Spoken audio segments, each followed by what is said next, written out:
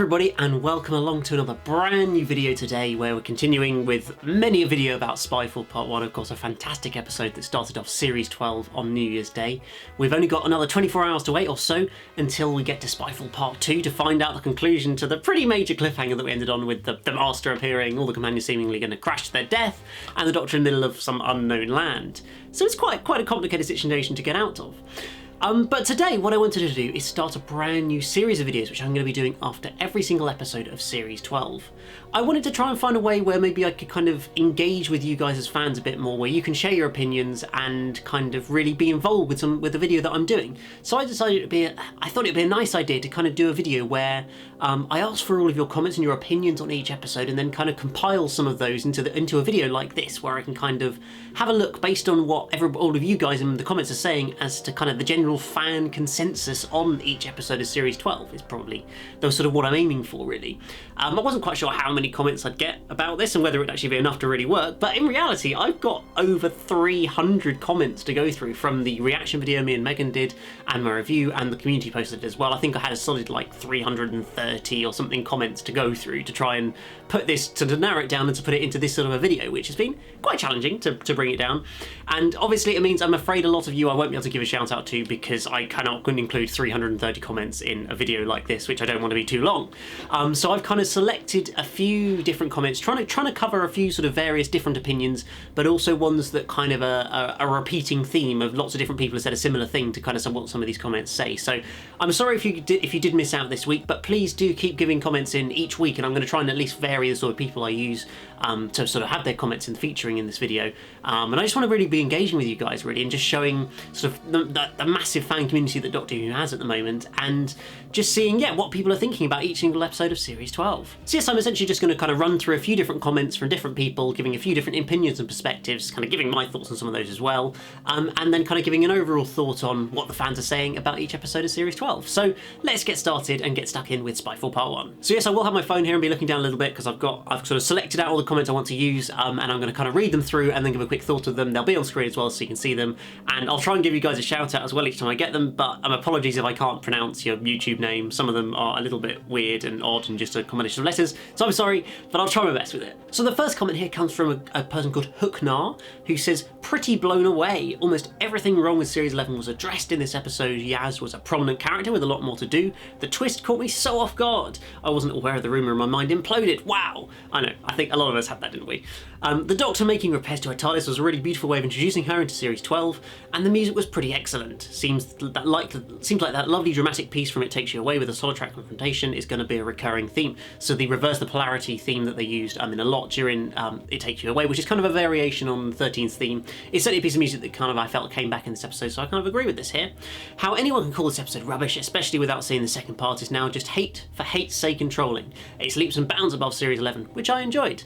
So yeah, that's good to hear from Hooknar that he very much, or he or she, apologies, I don't know who you are, enjoyed this episode a lot and certainly got a fair few thumbs up, and I think kind of shares a fair few opinions that people were pretty shocked by the cliffhanger, and that it was an improvement on Series 11 as well. Next comment here, kind of bringing in again that theme from Mr. Master 7112765, don't know what the number means, but there we go, thanks for your comment, who says, "Finally, a twist we didn't all see coming a mile off. I think the last one that happened for me was the Dalek reveal in Army of Ghosts, to be honest."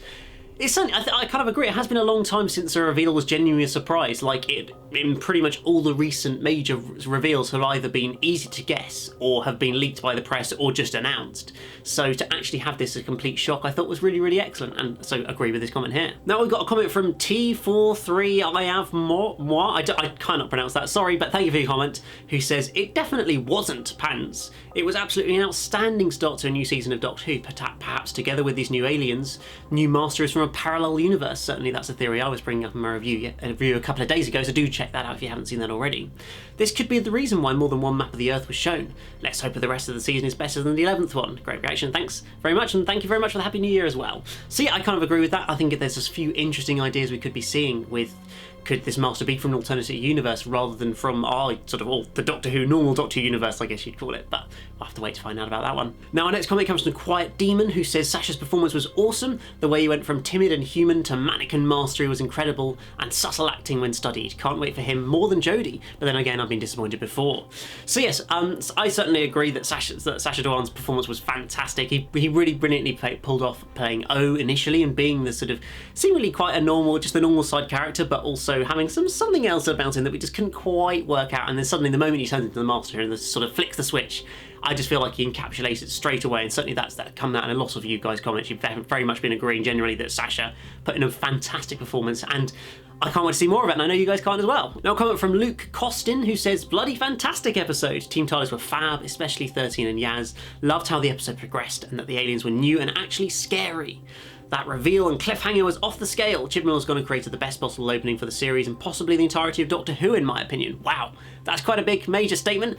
I think I'm going to need some time to kind of decide whether I feel like this is one of the best episodes of Doctor Who, or the best premieres of Doctor Who ever, because we've got so many to choose from now, really. And obviously, there's always recency bias to an extent, but I do tend to agree that it felt like the stakes were raised quite a lot in this story compared to Series 11, and was really exciting and scary. And that cliffhanger, yep, it was amazing. Now, in the interest of balance, of course, I've got to give you guys some negative comments as well, because although the majority of comments were very, very positive, there were some negative ones in there, and I want to be sort of representing what the whole fandom is saying, or at least on my comments, and not just picking out, sort of cherry picking the positive comments, because yeah, I want to give you guys an honest and true reflection of what people are saying. So this comment comes from E North, who says, okay, but how? Missy got empathy and died without possibility of regeneration in a quite satisfying end, so pre-Missy Master? I like this so much more than anything last season, but I feel like Chibs is still ignoring past seasons. And while I'm on this rant, no, nothing can breach the TARDIS doors. Nothing. Chibs can't just change precedents like that and expect the fandom to be with him. I do tend to agree that last bit about being able to break into the TARDIS. It did seem a little bit odd that suddenly, when it basically is impossible, that a creature could break through the TARDIS doors. Hopefully that will be addressed and explained in the second part and not just left, because I felt like the Doctor didn't expect that either. And I feel like if it's explained well, it could work, but I do kind of understand the criticism. And yeah, I can sort of understand, I think a lot of this comment is kind of based on only having seen half the story, and hopefully part 2 will kind of explain some of these problems. But very much thank you for your comment. Now back to another positive one from Umar Sadiq, who says, absolutely amazing episode, such a huge plot twist. Still not sure how I feel about the Master being back, since I really liked his/her ending in The Doctor Falls. But at the end of the day, it's the Master, and the Master is bound to come back at some point. But yeah, overall great episode, and I'm genuinely so excited for the series after watching this first episode.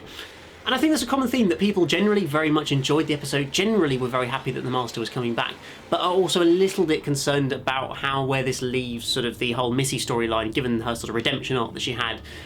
Is that all just being written off for this new incarnation of the Master, or is this a Master from before Missy, and therefore it would make a bit more sense? I think that's just where people are a little bit concerned, but I think we just got to give it another episode, and then hopefully that will all be explained. This comment comes from GHLMK. Thank you very much for your comment.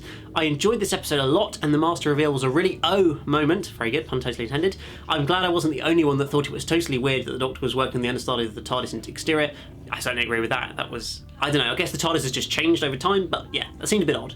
I love her as a tinkerer, but that just looked very odd. And I really hope C isn't dead. I wanted to see more of Stephen Fry. Again, I agree with you. Unfortunately, I think he is dead, but I do think it was a bit of a wasted and a bit of a shame that Stephen Fry wasn't, had more of a role in this story. There are a couple of inconsistencies here and there, but overall it was a very enjoyable episode. I like the new Master, but I'm hoping he doesn't go too crazy and finds the right balance between madness and brilliance. This is what the Doctor was missing last series, a worthy antagonist. A good start. And yeah, I tend to agree. I think that bringing the Master back is a great opportunity for Jodie to have a proper villain to be able to sort of fight against, where that was really lacking in Series 11. And I also do tend to agree that we don't want to have a Master that's too just wacky, bonkers and crazy. I'd like to see somebody going back towards the Roger Delgado, Anthony Ainley type of Master, but we'll have to wait and see whether we're going to get that. My next comment comes from Ryan Pollard. Thank you very much for your comment, who says, so far this story felt like a traditional John Pertwee story where there was plenty of action, a large threat that involves a global corporation on Earth, the Master being the main villain, as well as an alien threat that's formed an alliance. I agree with you, it feels like a proper classic early 1970s, just minus, if we had unit in this story, it basically would be a 70s unit story. But it's pretty close, and I do definitely agree with you on that. It was well paced, it was the most fun I've had with the 13th Doctor, it was easily Chibnall's best writing to date, and it does have me even more hopeful for Series 12, so far a definite improvement. And I tend to agree, really agree. Now, this comment comes from Doctor Who Adventures, who says, great review. Thank you very much, thank you very much. very much appreciated. We absolutely loved the episode. The score was brilliant and the story was relatively fast-paced in comparison to Series 11. Yeah, tend to agree. The twist completely fooled me, which does not always happen. We were speechless when watching the cliffhanger. We still are, to be honest. The characters stepped up also, so that helped us connect with the characters more. And yeah, I tend to agree the characters had more to do in this episode than a lot of Series 11. It felt like, yeah, you could just connect with them a little bit more. And yeah, that cliffhanger, that twist, it was a pretty big shock, wasn't it, guys? A comment here from Makamat Bucks, even, I hope I got to pronounce that right, apologies, who says, my family, my friends and I all pretty much agreed this episode was better than Series 11, or at least a majority of it. It was so good. And I think this is kind of a comment that, although quite a short one, is kind of reflective of a lot of people's opinions. From what I've read through a lot of the comments, is that everybody really, really enjoyed this episode, but and sort of comments on the fact that it was a major improvement over Series 11, sort of showing that obviously there was quite a negative reaction to Series 11 at the time, and it feels like to me over the year that we've had since then that hasn't massively waned. Maybe a little bit, people are less sort of hostile against Series 11, but people don't particularly enjoy it, and we're hoping for something different, and Series 12, at least so far with this episode, has provided us with that. And so I think that's it's kind of a shame that people haven't really sort of, the opinion on Series 11 hasn't improved. It's a little bit disappointing, but it's good to see that people are very much seeing an improvement from Series 11 to Series 12 and very much enjoying Spyfall so far, a lot more than they were in Series 11.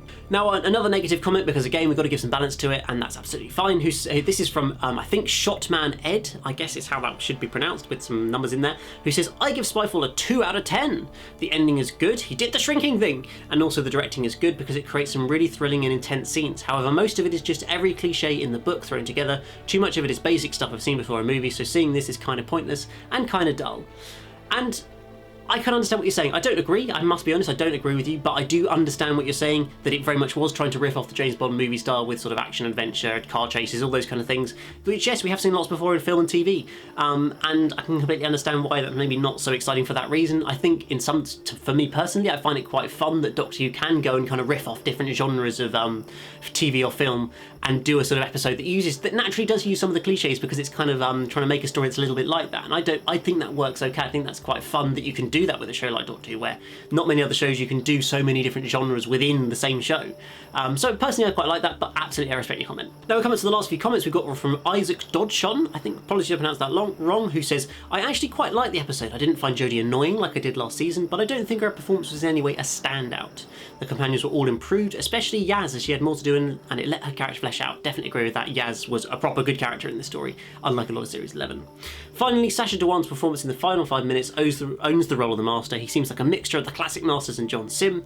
It's the first time a new Who Master has actually seemed a little bit scary for me. However, knowing the show's recent track record with two-parters, I wouldn't be shocked if the second part is subpar.